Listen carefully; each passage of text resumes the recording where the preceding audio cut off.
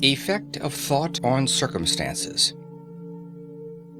Man's mind may be likened to a garden, which may be intelligently cultivated or allowed to run wild. But whether cultivated or neglected, it must and will bring forth. If no useful seeds are put into it, then an abundance of useless weed seeds will fall therein and will continue to produce their kind. Just as a gardener cultivates his plot, keeping it free from weeds and growing the flowers and fruits which he requires, so may a man tend the garden of his mind, weeding out all the wrong, useless, and impure thoughts, and cultivating toward perfection the flowers and fruits of right, useful, and pure thoughts. By pursuing this process, a man sooner or later discovers that he is the master gardener of his soul, the director of his life.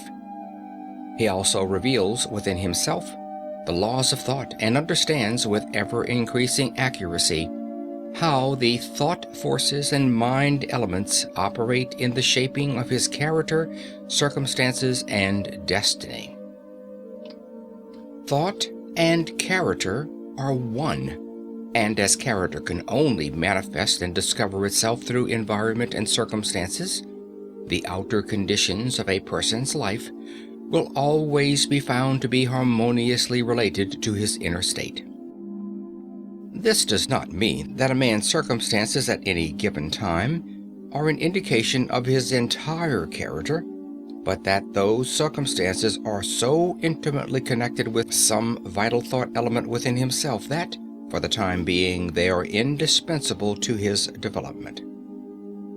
Every man is where he is by the law of his being. The thoughts which he has built into his character have brought him there, and in the arrangement of his life there is no element of chance, but all is the result of a law which cannot err. This is just as true of those who feel out of harmony with their surroundings as of those who are contented with them. As a progressive and evolving being, man is where he is, that he may learn, that he may grow. And as he learns the spiritual lesson which any circumstance contains for him, it passes away and gives place to other circumstances. Man is buffeted by circumstances so long as he believes himself to be the creature of outside conditions. But when he realizes that he is a creative power, and that he may command the hidden soil and seeds of his being out of which circumstances grow, he then becomes the rightful master of himself. These circumstances grow out of thought every man knows who has for any length of time practiced self-control and self-purification, for he will have noticed that the alteration in his circumstances has been in exact ratio with his altered mental condition. So true is this, that when a man earnestly applies himself to remedy the defects in his character, and make swift and marked progress, he passes rapidly through a succession of vicissitudes. The soul attracts that which it secretly harbors, that which it loves, and also that which it fears. It reaches the height of its cherished aspirations. It falls to the level of its unchastened desires, and circumstances are the means by which the soul receives its own. Every thought seed sown or allowed to fall into the mind and to take root there produces its own, blossoming sooner or later into act, and bearing its own fruitage of opportunity and circumstance. Good thoughts bear good fruit, bad thoughts, bad fruit.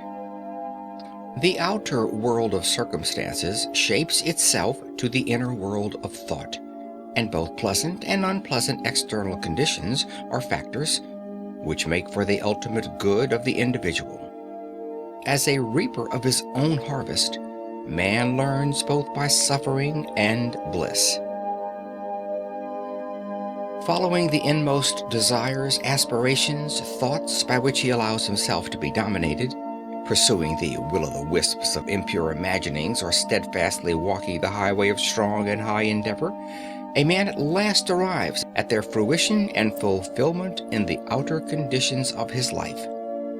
The laws of growth and adjustment everywhere obtains.